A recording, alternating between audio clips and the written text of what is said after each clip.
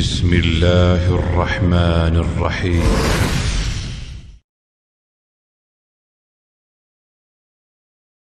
الحمد لله رب العالمين والصلاة والسلام على أشرف الأنبياء والمرسلين وعلى آله وصحبه ومن تبعهم بإحسان إلى يوم الدين أما بعد.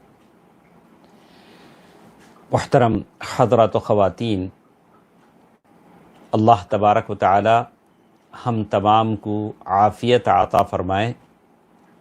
ایمان کے بعد سب سے بڑی نعمت اللہ تبارک و تعالی کی عافیت ہے۔ اللہ کے نبی صلی اللہ علیہ وسلم بکثرت اللہ تعالیٰ سے عافیت مانگا کرتے تھے۔ میں اور آپ اللہ تبارک و تعالیٰ سے عافیت طلب کریں، اللہ تعالیٰ ہم تمام کو عافیت عطا فرمائیں۔ ہم لوگ امام نووی رحمہ اللہ کی یہ حدیثیں ہم پڑھ رہے ہیں۔ 6ویں حدیث ہمارے ساتھ ہے، حدیث نمبر 6 ہمارے ساتھ ہے۔ یہ حدیث کے راوی نعمان ابن بشیر رضی اللہ عنہ ہیں، جن کے بارے میں بتایا گیا کہ اللہ کے نبی صلی اللہ علیہ وسلم کے انتقال کے وقت ان کی عمر 8 سال کی تھی۔ انہوں نے ان حدیثوں کو یاد رکھا اور بعد میں قوم کو بتایا، ملت وہ حدیثیں ہم تک پہنچی۔ تو شیخ عبد الرزاق بن عبد المحسن العباد حفظہ اللہ اس حدیث کی شرح کرتے ہیں، تو ایک بات کی طرف میری اور آپ کی توجہ دلاتے ہیں۔ بچوں کی پرورش بچپن میں جیسے ہوتی ہے، بڑے ہو کر اسی قدر ان کے اندر علم سے اور علماء سے تعلق اور ربط پیدا ہوتا ہے۔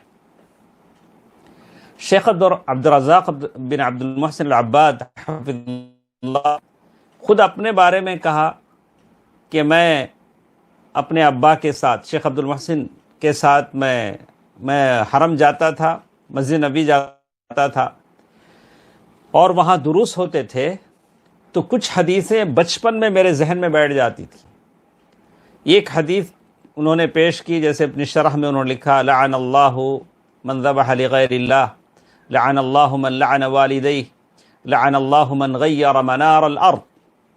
یہ حدیث شیخ نے مسجد نبوی میں سنا، کہتے ہیں کہ ساری باتیں میرے سمجھ میں آ گئیں۔ لعن اللہ من ذبح لغیر اللہ، غیر اللہ کے لیے کوئی ذبح کرتا ہے تو اس پر اللہ کی لعنت ہے، پھٹکار ہے۔ لعن اللہ من لعن والدیہ، اس شخص پر اللہ تعالیٰ کی لعنت ہے جو اپنے والدین کو لعنت کرتا ہے۔ لعن اللہ من غیر منار الارض، جو شخص زمین کے نشانات کو بدل دیتا ہے، اللہ تعالیٰ کی لعنت اس پر ہے۔ تو شیخ کہتے ہیں کہ منار الارض کا جو لفظ ہے میری سمجھ میں نہیں آیا۔ میں اس بات کو یاد رکھا، پھر میں نے اپنے ابا سے پوچھا، دوسرے لوگوں سے پوچھا کہ منار الارض کیا ہوتا ہے۔ تو بچپن میں جو چیزیں بچے یاد کرتے ہیں وہی چیزیں جب وہ عمر کو پہنچتے ہیں۔ تو نعمان ابن بشیر رضی اللہ تعالیٰ عنہ جو اس حدیث کے راوی ہیں، حدیث کا متن اور ترجمہ گزشتہ درس میں ہم نے پڑھا، ان الحلال بین و ان الحرام بین و بینہما امور مشتبہات، کہا کہ حرام واضح ہے، حلال واضح ہے، بالکل کلیئر ہے، اس کے بیچ میں کچھ ایسی چیزیں ہیں جو مشتبہ ہیں۔ لا يعلمہن کثیر من الناس، بہت سارے لوگ اس کو نہیں جانتے ہیں، لیکن اہل علم جانتے ہیں۔ اس کا مطلب نہیں کہ سارے لوگ نہیں جانتے ہیں، کچھ اہل علم جانتے ہیں۔ جو شخص حلال پر عمل کر لے، حرام سے بچ جائے، فقد استبرأ لدینہ وعرضہ، تو اللہ تبارک و تعالیٰ اور اس کے بیچ اس کے دین کی حفاظت ہو جاتی ہے، اور پھر اس کے اور لوگوں کے بیچ اس کی عزت اور ناموس کی حفاظت ہو جاتی ہے۔ لوگ یہ نہیں کہیں گے کہ وہ حرام کاری کرتا ہے، حرام کاروبار کرتا ہے، حرام کھاتا ہے۔ تو یہ حدیث، اس کا کچھ حصہ ہم نے گزشتہ درسوں میں گزشتہ ہفتے پڑھا ہے۔ یہ حدیث نمبر 6 ہمارے ساتھ ہے۔ آگے ہم آپ کو بتائیں گے کہ یہ حدیث، اس میں کیا کیا اہم باتیں ہمارے ساتھ ہیں؟ ایک چیز جو سب سے پہلے اس میں بتائی گئی ہے، جس کو آخری بات جو ہمارے ساتھ جو تھی، کہا کہ جو شخص حرام سے شبہ کی چیزوں سے بچ جاتا ہے، وہ دونوں چیزیں اس کی یہ ہو جاتی ہیں، دین بچ جاتا ہے، عزت بچ جاتی ہے۔ وَمَنْ وَقَعَ فِي الشُّبَهَاتِ وَقَعَ فِي الْحَرَامِ، جو شخص شبہ کی چیزوں میں پڑ جاتا ہے، حرام میں پڑ جاتا ہے۔ اللہ اکبر! شبہ کی چیزیں بہت سارے ہیں، بہت ساری چیزیں ہیں جو آج کل آپ کے اور میرے سمجھ میں نہیں آتی ہیں۔ کہا کہ جو شخص شبہ کی چیزوں میں غوطے لگاتا ہے، پڑ جاتا ہے، بار بار ان چیزوں سے آلود ہو اپنے آپ کو آلودہ کر لیتا ہے، وہ حرام میں پڑ جاتا ہے۔ تو اس کا کیا مطلب ہے؟ یہی بات پر ہم نے گزشتہ درس کو ختم کیا تھا۔ شیخ ابن عثیمین رحمہ اللہ کی شرح میرے سامنے ہے، اسی کو میں آپ کو اردو میں بیان کر رہا ہوں۔ میں اپنی طرف سے یا کوئی اتنا صاحب علم نہیں ہوں کہ میں آپ کو اپنی طرف سے اس حدیث کی شرح کروں۔ جو کچھ مشائخ نے لکھا ہے، جب میں درس میں آتا ہوں تو اس کے جو دو شروحات ہیں، شیخ عبدالرزاق بن عبد المحسن بدر العباد کی شرح ہے، شیخ عبدالعزیز آل الشیخ کی شرح ہے، شیخ ابن عثیمین کی شرح ہے، اور شیخ فوزان، اور اسی طرح شیخ امان الجامی اور عطیہ سالم، یہ سارے ایسے کبار علماء ہیں، اللہ تبارک و تعالی جو جا چکے ہیں ان کی مغفرت فرمائے، جو زندہ ہیں اللہ تعالی ان کی حفاظت فرمائے۔ ان کی شروحات کو ہم مطالعہ کرتے ہیں اور پھر آپ کے سامنے اس کا کچھ خلاصہ پیش کرتے ہیں، اور جو چیزیں یاد ہیں وہ پیش کرتے ہیں، جو چیزیں چھوٹ جاتی ہیں اللہ تعالی ہمارے حافظے کو اللہ تبارک و تعالی اچھا رکھے۔ تو یہاں شیخ ابن عثیمین رحمہ اللہ نے اس کا کیا مطلب ہے کہ شبہ کی چیزوں میں پڑنے والا حرام میں پڑ جاتا ہے، اس کا کیا مطلب ہے؟ شیخ نے کہا ان ممارست المتشبہات حرام، یعنی شبہ والی چیزوں میں پڑنا حرام ہے، چاہے معاملات میں ہوں، چاہے عبادات میں ہوں۔ بہت سارے ایسی چیزیں ہیں، بٹ کوائن کا دھندا ہے، کاروبار ہے، یا بہت سارے ایسے کاروبار ہیں جو حلال ہے حرام ہے نہیں معلوم ہے۔ کہا کہ آپ اس میں بچ جائیے، جو حلال ہے وہ کیجئے۔ کہا ان ممارست المشتبہات حرام، کہا کہ مشتبہ چیزوں میں اپنے آپ کو مشغول کرنا حرام ہے، یہ اس کا پہلا مطلب ہوا۔ دوسرا مطلب یہ ہوا انہ ذریعۃ الی الوقوع فی المحرم، آدمی ڈاؤٹ فل چیزوں میں ہمیشہ لگا رہتا ہے تو بہت ممکن ہے کہ حرام چیزوں میں پڑ جائے۔ اللہ اکبر! حرام چیزوں کے قریب ہو جائے۔ اپنے آپ کو دور رکھیے، جو معلوم ہے معلوم ہے، جو نہیں معلوم ہے نہیں معلوم ہے۔ اللہ کے نبی صلی اللہ علیہ وسلم نے محسوس مثال دے کر سمجھایا، کالراعی، اس بکری اونٹ چرانے والے کی طرح جو اپنے اونٹ کو چراتا ہے، اس بادشاہ کے چراگاہ کے قریب جس کو اس نے محفوظ کر رکھا ہے، اور اس کے جانور چرتے چرتے اس میں چلے جاتے ہیں۔ بالکل ایسے ہی ہم لوگ اگر ڈاؤٹ فل چیزوں میں پڑے رہیں گے تو بہت ممکن ہے کہ یہ چیز ہم کو حرام میں لے کر چلی جائے، اسی لیے وہاں تک جانا ہی نہیں ہے، جو حلال ہے اس کو کر لینا ہے۔ تو یہ ساری چیزیں، بات ہمارے پاس لمبی ہے۔ اللہ کے نبی صلی اللہ علیہ وسلم نے مثال دے کر سمجھایا۔ تو حما یعنی باڑ ہے، جانور جہاں چرتے ہیں۔ تو اس سلسلے میں کہتے ہیں، کیا کوئی آدمی اپنی باڑ یا اپنی چیز خاص کر لے سکتا ہے کہ دوسروں کو اس سے محروم کرے؟ کہا کہ اس میں شیخ ابن عثیمین رحمہ اللہ نے ابو داؤد اور امام احمد کی ایک روایت کو پیش کیا ہے، اس روایت کو میں آپ کے سامنے پڑھ رہا ہوں۔ کہا المسلمون شرکاء فی ثلاثہ، مسلمان تین چیزوں میں سب شریک ہیں۔ یہ کامن چیز ہے، تین چیزیں ایسی ہیں جو سارے مسلمانوں کے لیے کامن ہیں، یعنی سارے اس میں فائدہ اٹھا سکتے ہیں۔ وہ کیا کیا چیزیں ہیں؟ فی الکلأ والماء والنار، گھاس ہے اور پانی ہے اور آگ ہے۔ یہ تین چیزوں کو آپ اپنے طور سے خاص نہیں کر سکتے کہ یہ میرے ہیں، کوئی اس میں نہیں لے سکتا. لیکن آج کا معاملہ تو الگ ہے. آج گھاس بھی پیسوں سے ملتا ہے، پانی بھی خرید کر پینا پڑتا ہے، اور گیس بھی خرید کر لینا پڑتا ہے. تو آج کے معاملات الگ ہیں. تو بہرحال ایک حدیث تھی جو شرح میں تھی، میں نے آپ کے سامنے بیان کر دیا. اور اس کے بعد اللہ کے نبی صلی اللہ علیہ وسلم نے ایک اور چیز ہمارے سامنے بیان کی، کہا الا وان فی الجسد مضغہ. الا، اچھی طرح سن لو، دھیان سے سن لو. جسم میں ایک چھوٹا سا ٹکڑا ہے، مضغہ بالکل چھوٹا، نوالے کی طرح اتنا ٹکڑا ہے. اور وہ ٹکڑا کیا ہے؟ جیسے شیخ نے شرح میں کہا بقدر ما يمضغه الانسان عند الاكل وهي بمقدار الشيء الصغير. یعنی چھوٹا سا ایک ٹکڑا ہے، وہ آپ کا اور میرا دل ہے. بہت شور سنتے تھے پہلو میں دل کا، جو چیرا تو قطرہ خون نکلا. کہا کہ ایک چھوٹا سا دل ہے، اذا صلحت صلح الجسد كله وَإِذَا فَسَدَتْ فَسَدَ الْجَسَدُ كُلُّهُ أَلَا وَهِيَ الْقَلْبُ. اگر وہ چھوٹا سا ٹکڑا اچھا رہتا ہے تو سارا جسم اچھا ہے. اگر وہ چھوٹا سا ٹکڑا بگڑ جاتا ہے تو سارا جسم بگڑ جاتا ہے. اللہ اکبر.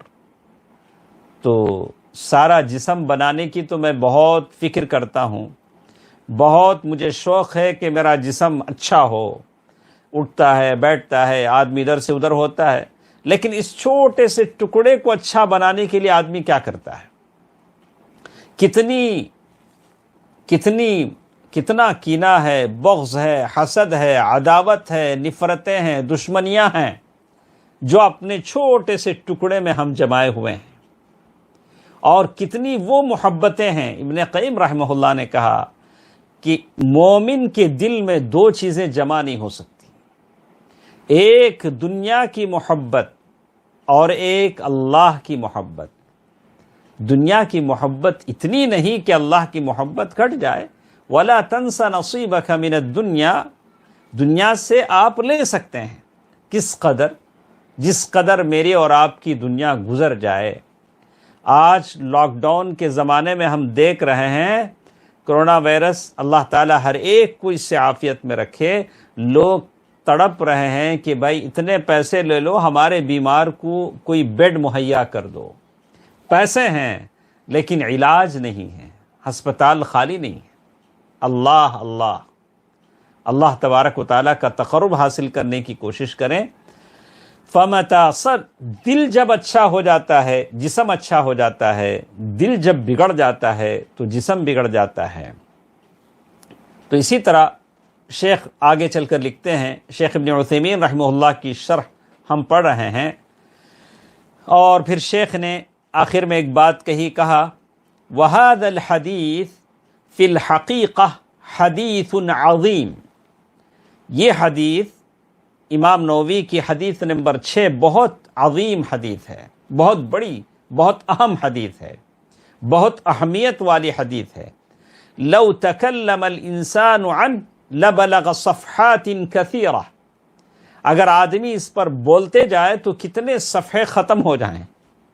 لیکن شیخ نے کہا کہ ہم اس کے فائدے آپ کو بیان کر دیتے ہیں.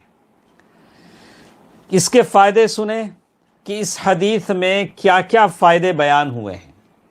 حدیث نمبر 6 اگر آپ ہمارے ساتھ پڑھ رہے ہیں، سن رہے ہیں، تو آپ کے موبائل میں حدیث آ جائے گی نعمان ابن بشیر رضی اللہ تعالیٰ عنہ کی. اس حدیث کو ایک بار پڑھ لیجئے، آپ کی سمجھ میں اور بھی اچھا آئے گا. شیخ لکھتے ہیں فوائد هذا الحدیث. اس حدیث سے کیا فائدے ہمارے سمجھ میں آتے ہیں؟ ان الاشیاء تنقسم الى 3 اقسام.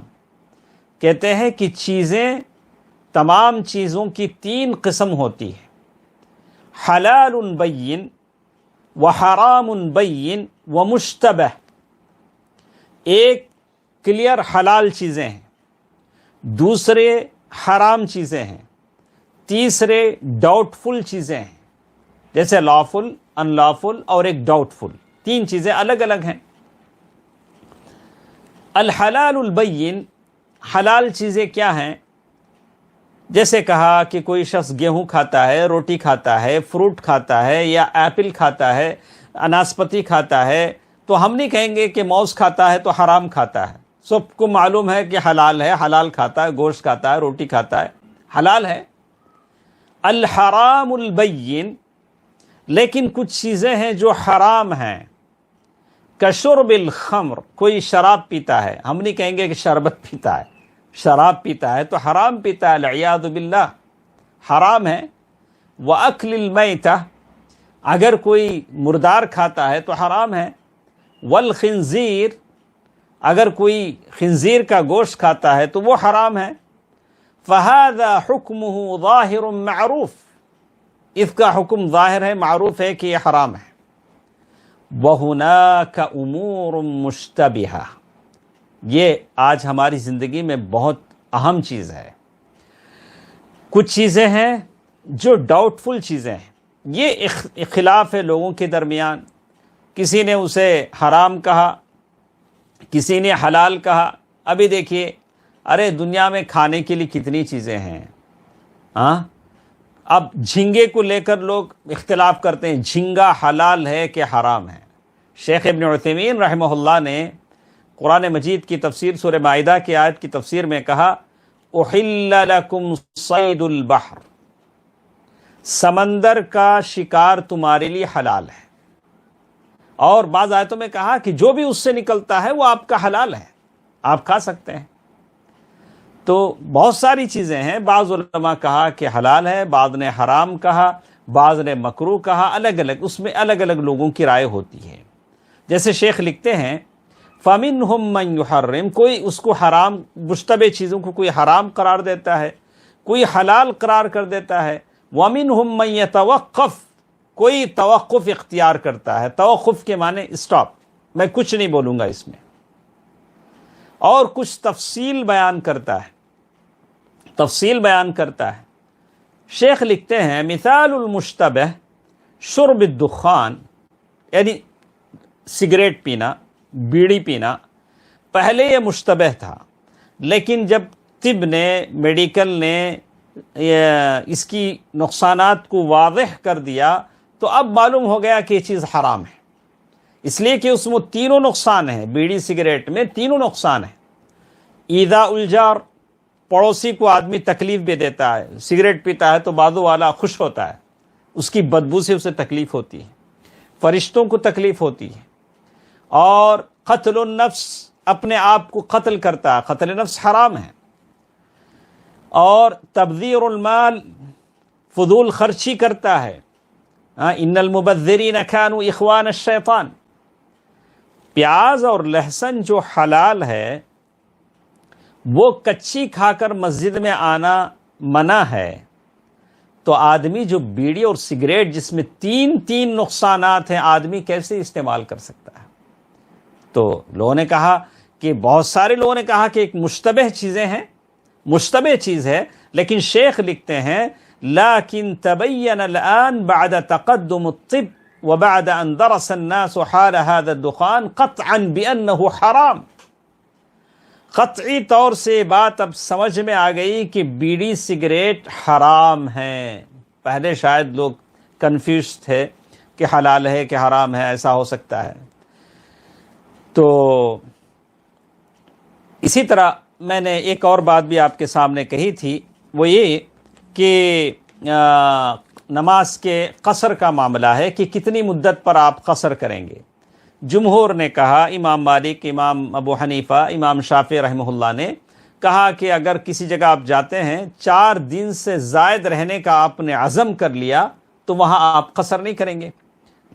4 دن سے کم کا اگر آپ ہے تو آپ وہاں قصر کریں گے۔ تو امام ابو حنیفہ رحمہ اللہ کا ایک اور بھی قول ہے کہ انہوں نے کہا کہ نہیں، ایسا بھی ہو سکتا ہے کہ اگر آدمی جب تک وہاں قیام، اس کا عزم ہے، جیسے شیخ امام حنیفہ رحمہ اللہ نے کہا، یعنی مطلب جب تک اس کا ارادہ ہے وہاں رہے گا تب تک وہ کرتا رہے گا، ایسا بھی کہا۔ تو ابن تیمیہ رحمہ اللہ، دوسروں نے کہا کہ حتی یرجع، جب تک وہ واپس نہیں آتا ہے تب تک وہ قصر کرے گا۔ البتہ علماء نے الگ الگ باتیں کہی ہیں، یہ سارے مشتبہات میں شامل ہیں۔ تو پھر آگے شیخ ابن عثیمین رحمہ اللہ فرماتے ہیں کہ کسی بھی چیز میں اشتباہ کیوں پیدا ہوتا ہے، کیوں ڈاؤٹ آتا ہے کہ یہ حلال ہے کہ حرام ہے، کیوں کلیئر ہو جاتی نہیں بات کہ یہ حلال ہے یا حرام ہے، لیکن ڈاؤٹ کیوں آتا ہے کہ حلال ہے حرام ہے؟ شیخ نے کہا کہ اس کے کچھ ریزن ہیں، اسباب ہیں۔ اسباب الاشتباہ اربع، شیخ ابن عثیمین رحمہ اللہ فرماتے ہیں کہ 4 ریزن ہیں جس کی وجہ سے کسی بھی چیز میں آدمی کو ڈاؤٹ ہو جاتا ہے۔ پہلی چیز، جیسے شیخ نے کہا کہ قلت العلم، لوگوں میں علم نہیں ہے، نالج نہیں، ہاں آدمی ان کے پاس علم نہیں ہے۔ اگر ہو سکتا ہے کہ جس کے پاس علم ہے وہ تو جانتا ہے، لیکن لوگوں کے پاس علم نہ ہونے کی وجہ سے اس حکم سے وہ لوگ ناواقف ہیں کہ یہ حلال ہے کہ حرام ہے۔ دوسری چیز قلت الفہم، سمجھ نہیں ہے، یعنی سمجھ ہے کمزور ہے، یعنی علم والا ہے لیکن اس کے اندر وہ فہم ادراک نہیں ہے، تو اسی وجہ سے اس کے اوپر چیزیں کنفیوز ہو گئی ہیں کہ حلال ہے کہ حرام ہے۔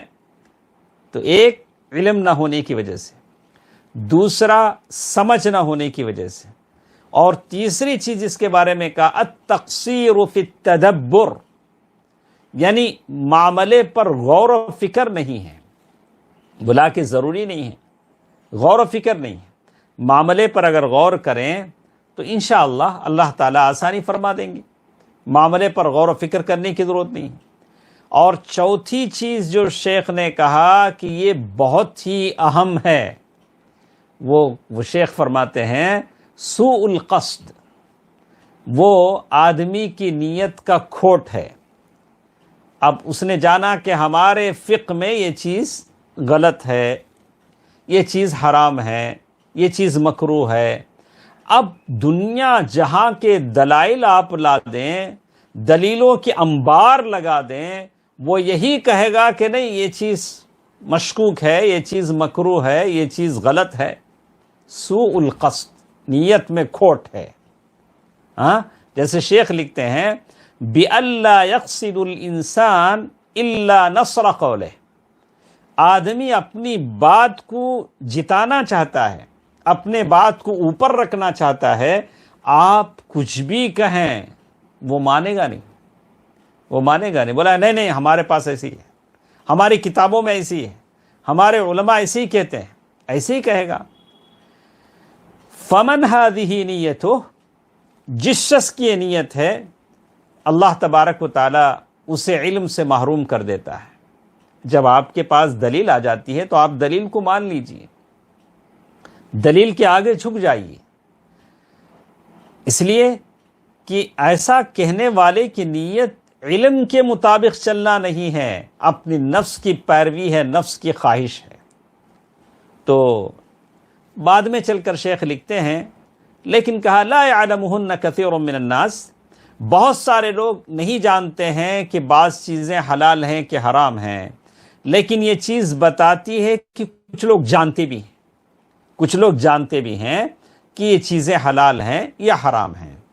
آخر میں کہا کہ الحث علی اتقاء الشبہات، شبہ کی چیزوں سے جہاں تک ہو سکے بچنے کی کوشش کیجیے، یہ آپ کا تقویٰ ہے، یہ آپ کا ورع ہے، اس سے آپ بچنے کی کوشش کیجیے۔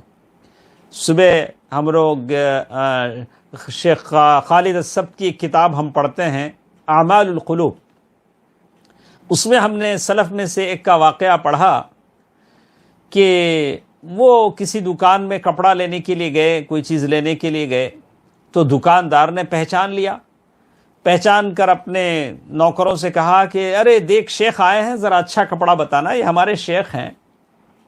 تو ان کو بڑا غصہ آیا، بڑا غصہ آیا، اس سے بہتر کہ خوش ہو جاتے، پھول جاتے، کہا کہ واہ مجھے پہچان لیا گیا، اب تو بہت اچھا چیز ملے گی۔ تو انہوں نے اس کپڑے کو اٹھا کر وہیں پھینک دیا اور وہاں سے نکل گئے، کہا میں کپڑا اپنے پیسے سے خریدنے آیا ہوں، اپنی دین سے خریدنے نہیں آیا۔ تو آدمی کے اندر یہ تورع ہونا چاہیے اور آدمی کے اندر یہ تقوی ہونا چاہیے کہ ہمارے اعمال، ہماری چیزیں اللہ تبارک و تعالیٰ کے لیے ہیں۔ تو آدمی جہاں تک ہو سکے جس میں بھی شبہ ہے کہ یہاں میرا دین خطرے میں پڑ سکتا ہے تو آدمی دور ہٹ جائے، آدمی اس سے بچنے کی کوشش کرے۔ تو شیخ لکھتے ہیں کیسے شبہ سے بچیں گے؟ کہا لیکن اذا وجد ما یوجب الاشتباہ فإن الانسان مامور بالورع وترک المشتبہ۔ جہاں تک ہو سکے شبہ سے بچنے کی کوشش کیجیے۔ ام المؤمنین عائشہ رضی اللہ تعالی عنہا کی حدیث ہے، وہ کہتی ہیں کہ کچھ لوگ اللہ کے نبی صلی اللہ علیہ وسلم کے پاس آئے اور آ کر پوچھا، یا رسول اللہ، اے اللہ کے رسول صلی اللہ علیہ وسلم، ہمارے پاس بہت سارے لوگ گوشت لاتے ہیں، دیتے ہیں، تحفہ ہے، ہدیہ ہے، کچھ بھی ہے، لا ندری، ہم کو نہیں پتا، اذکروا اسم اللہ علیہ ام لا، کیا انہوں نے اللہ کا نام لے کر اسے ذبح کیا ہے کہ نہیں، ہم کو نہیں پتا۔ سنیے اللہ کے نبی صلی اللہ علیہ وسلم نے کیا کہا سمو انتم وکلو، تم بسم اللہ پڑھو اور کھا لو، تم بسم اللہ پڑھو اور کھا لو۔ قالت وکانوا حدیث عہد بکفر، یعنی وہ لوگ ابھی نئے نئے مسلمان ہوئے تھے، یعنی انہوں نے پوچھا۔ تو جہاں بھی ایسی ڈاؤٹ ہے آپ کو، آپ بسم اللہ کہیں۔ لیکن شیخ نے اس میں بڑی لمبی بحث کی ہے، تو ہم اس کو چھوڑ کر آگے بڑھتے ہیں تاکہ ہمارے پاس وقت بھی بڑا کم ہے۔ اس سلسلے میں آگے کہتے ہیں ان الواقع فی الشبہات واقع فی الحرام، جو شخص شبہات میں پڑ جاتا ہے وہ حرام میں پڑ جاتا ہے، اس سے اس کو بچنا چاہیے۔ اور یہاں ایک مسئلہ میرے اور آپ کے سامنے بتایا گیا ہے، اور اسی طرح ہم لوگ اچھی طرح جانتے ہیں اللہ کے نبی صلی اللہ علیہ وسلم نے بار بار شبہ کی چیزوں سے بھی منع فرمایا کہ آدمی بار بار شبہ کی چیزوں میں نہ پڑے۔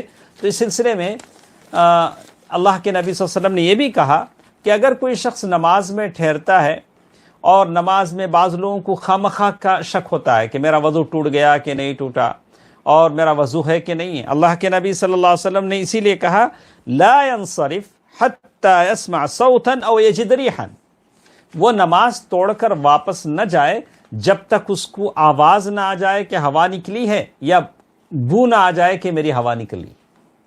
تو جو معاملات ہیں آدمی، اللہ کے نبی صلی اللہ علیہ وسلم نے وسوسے سے بچنے کے لیے ساری چیزیں اللہ کے نبی صلی اللہ علیہ وسلم نے بتلائے ہیں۔ اور اسی طرح ایک مسئلہ یہاں بیان کیا گیا ہے کہ اللہ کے نبی صلی اللہ علیہ وسلم نے اس حدیث میں ایک مثال بیان کی کہ ہر بادشاہ کی ایک چراگاہ ہوتی ہے، تو کیا اپنی چراگاہ بنا کر دوسروں کی جانوروں کو محروم کرنا جائز ہے؟ تو اس سلسلے میں شیخ نے ایک قاعدہ بتلایا، اسے اچھی طرح آپ سن لیں۔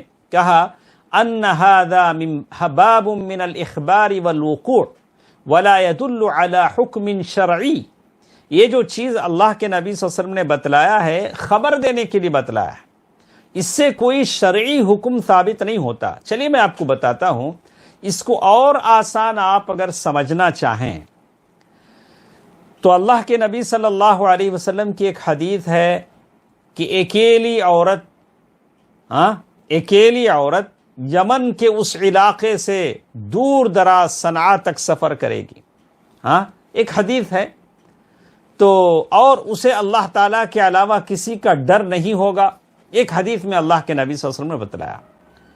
اگر اس حدیث کو سامنے رکھ کر اگر کوئی یہ کہہ سکتا ہے کہ اکیلی عورت سفر کر سکتی، دیکھو حدیث میں ہے، نہیں، یہ حدیث اللہ کے نبی صلی اللہ علیہ وسلم نے خبر دی ہے، یہ حدیث دلیل کے طور پر نہیں لی جا سکتی، اس سے کوئی شرعی حکم ثابت نہیں ہوتا ہے۔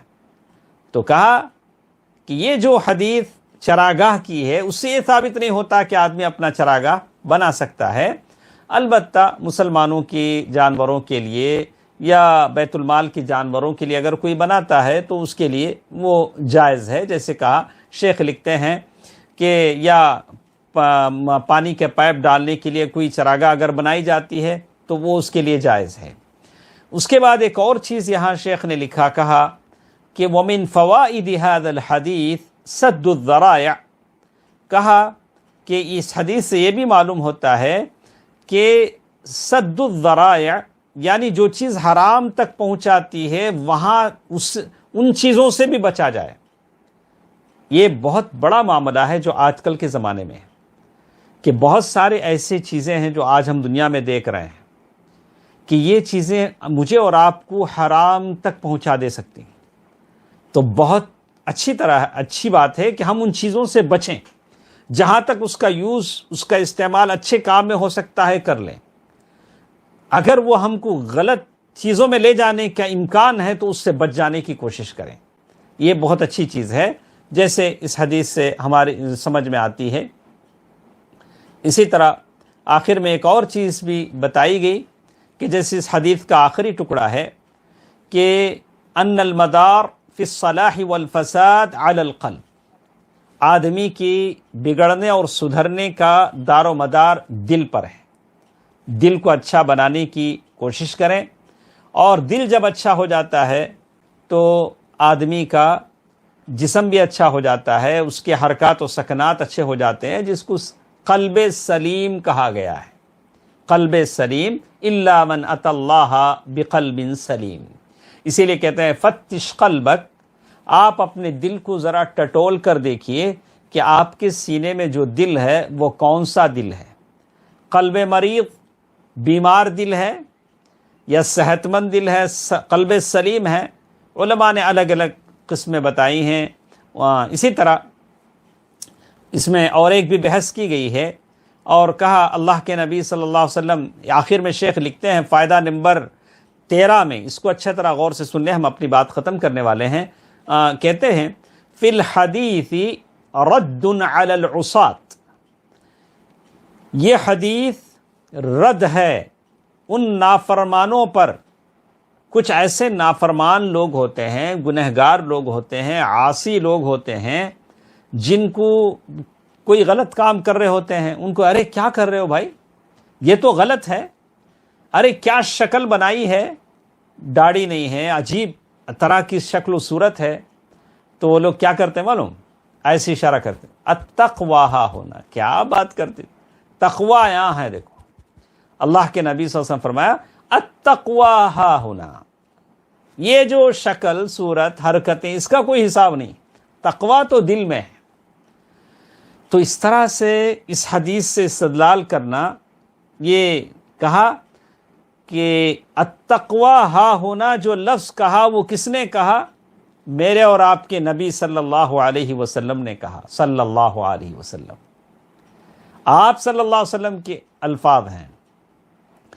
اگر آدمی کے دل میں تقوی ہوتا ہے تو اس کی ظاہر بھی سدھر جاتا ہے، اس کی شکل اچھی ہو جاتی ہے، اس کے حرکات و سکنات اچھے ہو جاتے ہیں۔ اگر دل میں اگر اس کے اندر تقوی ہوتا ہے تو یہ بات غلط ہے کہ لوگوں کے سامنے کہے کہ ارے تقوی کا تعلق تو دل سے ہے، ظاہر کیسا بھی اس سے کوئی فرق نہیں پڑتا۔ یہ تلبیس، یہ شیطان کا ورغلانہ ہے جس سے آدمی بھٹک جاتا ہے۔ تو آدمی کو ہمیشہ یاد رکھنا چاہیے دل اچھا ہو، اس کے اعمال سارے کے سارے سدھر جاتے ہیں۔ اس کے بعد شیخ ابن عثیمین رحمہ اللہ نے ایک بحث کی طرف توجہ دلائی، وہ یہ کہ میں بات ختم کرتے ہوئے آپ تمام سے اس بات کو دیتا ہوں کہ آپ خود بھی اس پر غور کریں، مطالعہ کریں، اس لیے کہ اتنا وقت نہیں ہوتا کہ اس پر زیادہ روشنی ڈالی جائے۔ شیخ نے ایک بات کہا وَهَلْ فِي هَذَا دَلِيلٌ عَلَىٰ أَنَّ الْعَقْلَ فِي الْقَلْبِ، یہ حدیث کا آخری ٹکڑا کیا اس بات کی دلیل ہے کہ عقل دل میں ہے؟ آپ کیا کہتے ہیں، عقل دل میں ہے کہ سر میں ہے، دماغ میں ہے؟ تو علماء جیسے کہتے ہیں، علماء تو یہی کہتے ہیں، جیسے علماء اور متکلمین کہتے ہیں کہ عقل دل میں ہے، اور اس کی آیت دلیل کیا ہے، اور اس کی دلیل سورۃ الحج آیت نمبر 60 پر 6 ہے، افلم یسیروا فی الارض فتکون لهم قلوب یعقلون بها او آذان یسمعون بها او آذان یسمعون بها. تو اس آیت کو دلیل لے کر ہمارے سلف علماء کہتے ہیں کہ عقل دل میں ہے. تو علی قلبک، اللہ تبارک و تعالیٰ خود کہتے ہیں کہ ہم نے قرآن کو تمہارے دل پر اتارا ہے. تو عقل دل میں ہے نہ کہ دماغ میں ہے. اور علماء نے الگ الگ باتیں کہی ہیں اس سلسلے میں کہ عقل کہاں ہے. ایک لمبی بحث ہے. تو اس سلسلے میں کہتے ہیں کہ آخری بار شیخ نے کہا نعم فیہ اشارۃ الی ان العقل فی القلب. یہ حدیث اس بات کا اشارہ دیتی ہے کہ عقل دل میں ہے. اور افلم یسیروا فی الارض فتکون لهم قلوب یعقلون بها او آذان یسمعون بها فانها لا تعمی الابصار ولكن تعمی القلوب التي في الصدور. سورۃ الحج آیت نمبر 40/6. یہ آیت کو انہوں نے دلیل بنایا. لیکن کہا کہ عقل اور دل کا تعلق کیسے ہے یہ تو ہم نہیں جانتے، اللہ تبارک و تعالیٰ جانتا ہے. اب بعض لوگوں نے کہا کہ چلو ہم مان لیتے ہیں. جیسے شیخ نے آخر میں ایک لفظ لکھا کہ ایکون فلا يرد علینا لو رکب قلب کافر برجل مسلم. یعنی اگر کسی کافر کا دل مسلمان کو ڈال دیا جائے، ایسا ہوتا ہے، تو کیا وہ اس کا ایمان بدل جائے گا؟ تو شیخ نے کہا ایکون هذا المسلم کافرا او لا، کیا وہ مسلمان کافر ہو جائے گا؟ تو کہا کہ نہیں، یہ ہم کو نہیں پتا. ہم اس آیت کی روشنی میں یہ کہتے ہیں کہ یہ بات تو ہماری سمجھ میں آتی ہے. اب یہ سارے مسائل ہیں، اس میں جانے کی شیخ جیسے کہتے ہیں اسی پر ہم اکتفا کرتے ہیں. اللہ تبارک و تعالیٰ سے دعا ہے کہ اللہ تبارک و تعالیٰ ہمیں دین کی سمجھ عطا فرمائے. اللہ تبارک و تعالیٰ ہمیں توفیق دے کہ یہ 40 حدیثیں ہم پابندی کے ساتھ پڑھ سکیں. انشاءاللہ کل ہمارے ساتھ حدیث نمبر 7 ہوگی، جس میں کہا خیر خواہی کس کے لیے ہے؟ للہ ولرسولہ، اللہ کے لیے، اللہ کے رسول صلی اللہ علیہ وسلم کے لیے، ولائمۃ المسلمین. تو یہ حدیث مختصر حدیث ہے. کل انشاءاللہ 9 سے 9:30 تک انشاءاللہ ہم اپنے ساتھ رہیں گے. اللہ تبارک و تعالی بہتر بات سننے اور عمل کرنے کی توفیق دے. آمین. والسلام علیکم ورحمۃ اللہ وبرکاتہ.